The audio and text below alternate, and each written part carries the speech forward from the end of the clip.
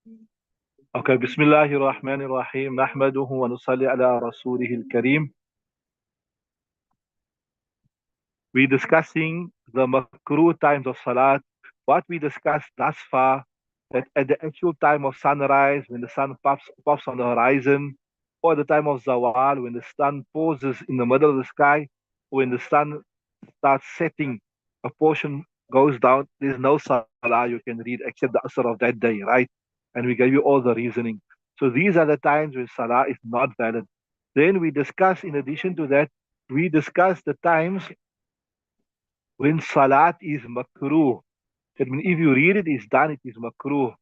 Right? So we said, once you have read your asr salah, after that, to read any nafil salah is makruh, but you can read a qadha salah so long as you do not go into the makruh time when the sun becomes weak. And similarly, after you read your fajr farz namaz, after that to read any nafil is makruh, but you cannot go into the time if you're reading qadha namaz. Sorry, you can read qadha namaz after fajr, but obviously you have to do it before the sunrise, but not nafil namaz. That is what we discussed. Then we said also that if you read your sajda tilawat or you read janazah namaz on these times, right, then uh, it will be done because that is the time it has become faraz. The sabab is found there that time. Right, see, what else? Right, where we stop, again, just show me, read again, inshallah.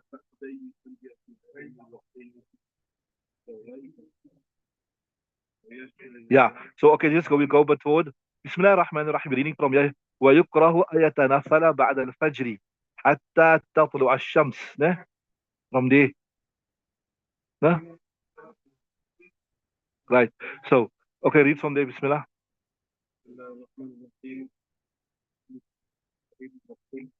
Okay, read from ويكره.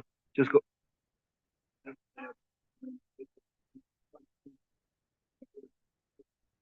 Yeah. So ويكره أن يتنفل بعد الفجر حتى تطلع الشمس. It is makruh to read any nafal namaz after Fajr. وبعد العصر حتى تغرب, and also after Asr until the sunset. We discussed this here, right? That once you read your Asr namaz, you after that you can't read any nafil. To such an extent, if you came into the masjid or you're making tawaf, a lot of people ask this question. Then the two nafil of tawaf, after that you can't read it. You'll have to wait till when? You'll have to wait till sunset, right? Why? لما روي أنه عليه السلام نهى عن ذلك, that Nabi sallallahu alaihi wasallam prohibited to read any nafil namaz at that time. Carry on.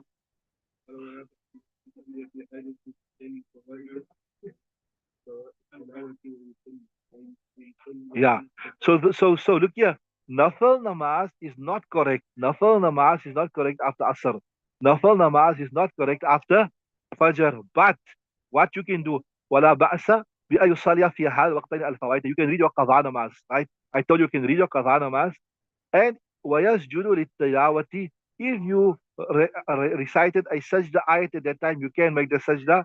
ويسجد للتلاوة ويصلي على الجنازة, and you can, if the janaza is there, comes after Asr, comes after Fajr, you can read it, right? Why?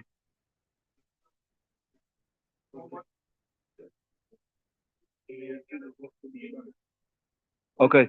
لأن الكراهة كانت لحق الفرض ليصير الوقت كالمشغول بهم. Okay, I'm going to give you the reasoning here. Now first, I'll explain it. It was slightly complex, but not so difficult, and then we'll fit it in. They say, look here, why are you allowed to read Qadha namaz after Asr? Why are you allowed to read Qadha namaz after Fajr? You see, these times have been designated for Fajr. And these times have been, so there is, okay, before I go, there is a Naqli Dalil, there's a hadith in Bukhari Sharif. Let me read it here. It comes in Bukhari Sharif. أن رسول الله صلى الله عليه وسلم نهى عن الصلاة بعد الصبح. Nabi sallallahu alaihi wasallam prohibited from salah after the morning حتى تشرق الشمس, until the sun rise.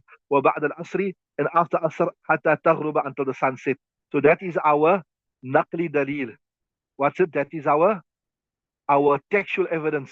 that why you can't read nafil namaz after Asr and why you can't read nafil namaz after Fajr. There we got the clear hadith, strong hadith from Bukhari Sharif, right? Then, besides that, Sahib Hidayah has brought also a akli dalil, a logical proof. And what is a logical proof? This is a logical proof. It sounds a bit complex. He's saying, look here, this time has been designated for Fajr. This time has been designated for Asr. So, we're not going to allow you to do something else out of your own. If you're going to, if we're going to allow you to read Nafil Namaz after Fajr, or we're going to allow you to read Nafil Namaz after Asr, what is going to happen? You are going to rush through your faraz to read a Nafil, and then the Fajr and the Asr will be compromised. Are you with me? Then the question will come to your mind, okay, so if you're saying uh, that Nafil is going to, if you're going to allow you to do Qaza Namaz, then also you're going to rush through your Asr, and you're going to rush through your Fajr, and your Asr and Fajr is going to be compromised because of your Qadha. We say, no, see, Qadha namaz is slightly different. Qadha namaz, you never make it compulsory upon you. Shariat has commanded you to do that. So it's not because of you doing. So if you compromise your Asr or you compromise your Fajr, it's not because of your own doing. You don't have to be punished. Shariat has commanded you to do your Qadha. You understood that? So that's what they're saying. So here in the next Ibarat, they're going to explain you why it will be the logical proof. I gave you the Naqli Dalil that Nabi Sallallahu prohibited. There, I read it to you. See, I said Bukhari Sharif. He says, um,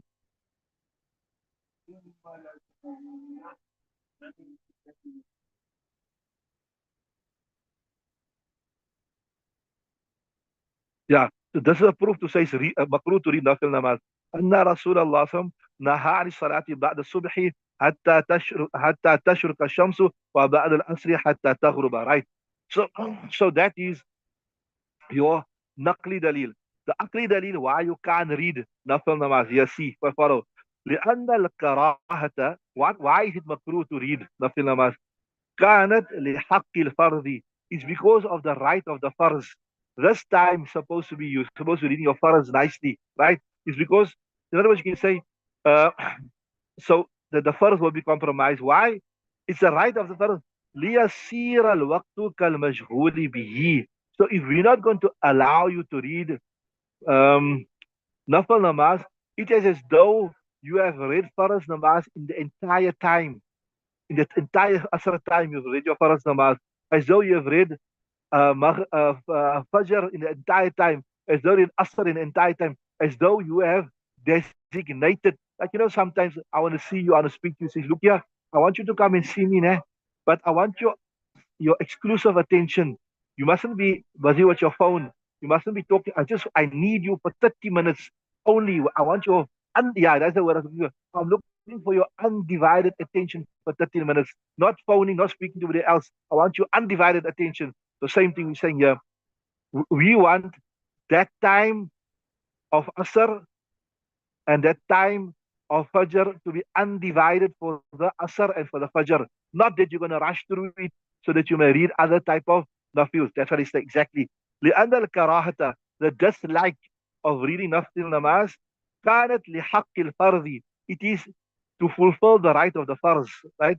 ليصير الوقت, so that entire Asr time, that entire Fajr time, ليصير will become كالمشغول به, as though it was being occupied with the Fajr, as though, although basically you won't be occupying it. I mean, your Asr is not going to last the whole 1.5 hours, or your Fajr is not going to last the whole 1.5 hours of Fajr time. But if there's the only namaz you're reading, so that uh, as though that time has been dedicated to only that salah, it has not been shared with anybody else. Are you with me? Somebody like if I say I want your undivided attention, so for half an hour, you came here, even though I never speak to you for the full half an hour, I speak to you for 15 minutes, and the other 15 minutes you wouldn't do anything. But I'll still say, this guy, he gave me his undivided attention for half an hour because you're not busy with something else, right? So same thing, what they're saying.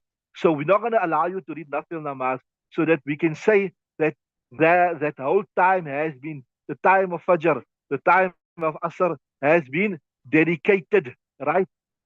to that particular salah. That's what he's saying. That's what I mean there. لأن الكراهة, because the dislike of reading nafil namaz, كانت, it is because لحق الفرض, to fulfill the right of the faraz, right? That the time must be designated for him.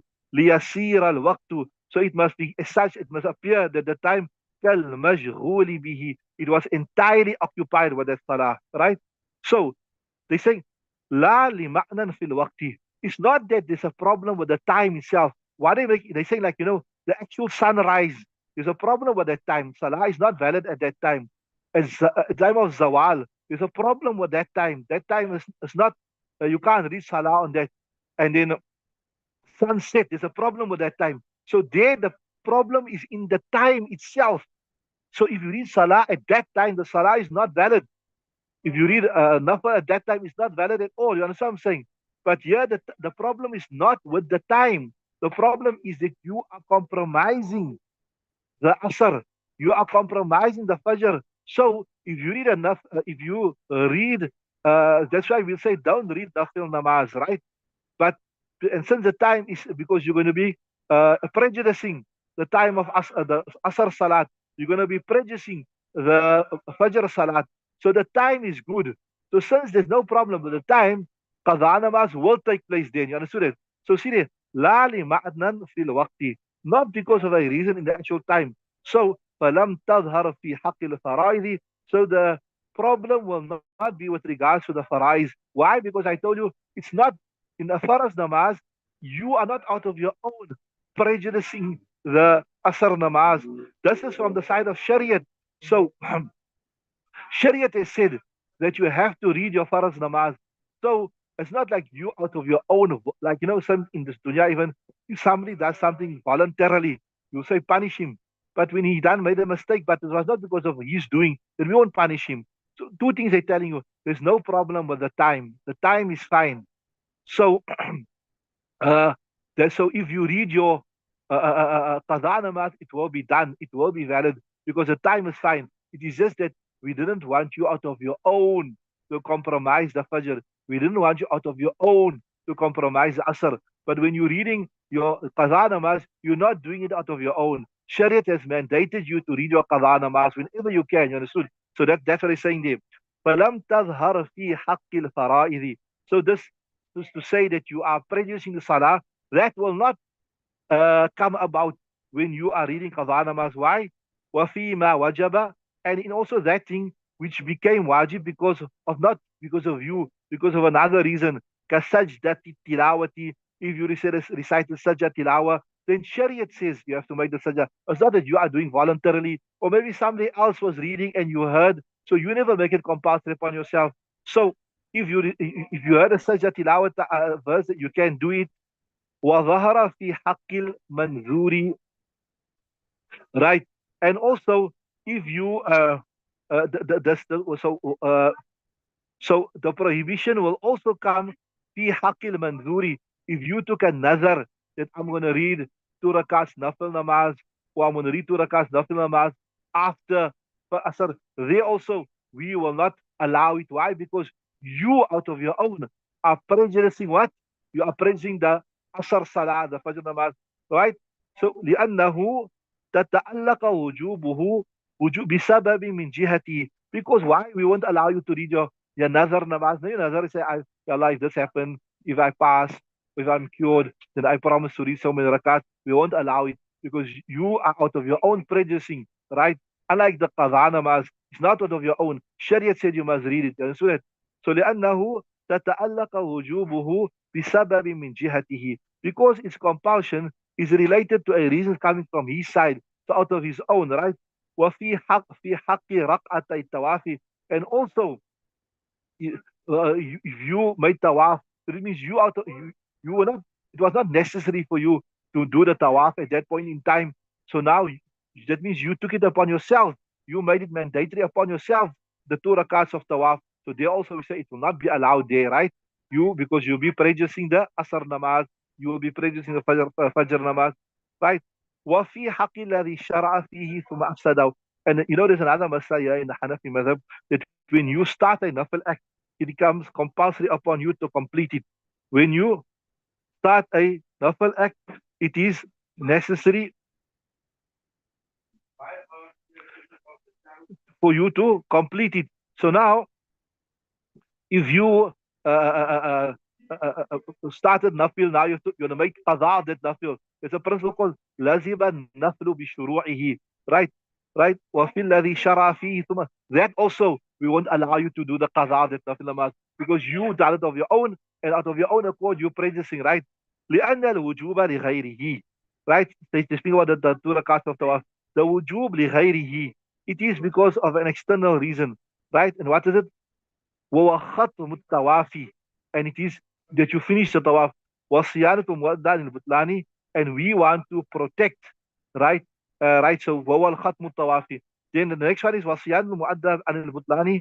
That day is speaking about protecting. If you read nafal namaz and then you broke it and then you have to do the qadha, well, you have to do that also. Is not because Sharia told you to do it. It is you want to protect your nafil namaz, right? Ya ayyuhalladhina amanu. So it is something you took upon yourself. It is something you took upon yourself, and it was not necessary for you to take it upon yourself to prejudice the time of Qasr and to prejudice the time of Fajr. Hence, we'll say you cannot read all these type of namazes after Asr. Yes, the qadha namaz, that you can, because you out of your own not prejudicing, Shariat has mandated you to do it, right? Okay, what's the time there? Okay, let's stop there. We'll 2, 3 ibaras, and we're going to start to the next chapter, inshallah. So, I told you I want to round up the whole discussion. A lot of things we discussed on Monday, we'll try to round up the whole discussion also. But we'll stop there. Now we're going to switch over to tafsir, inshallah. So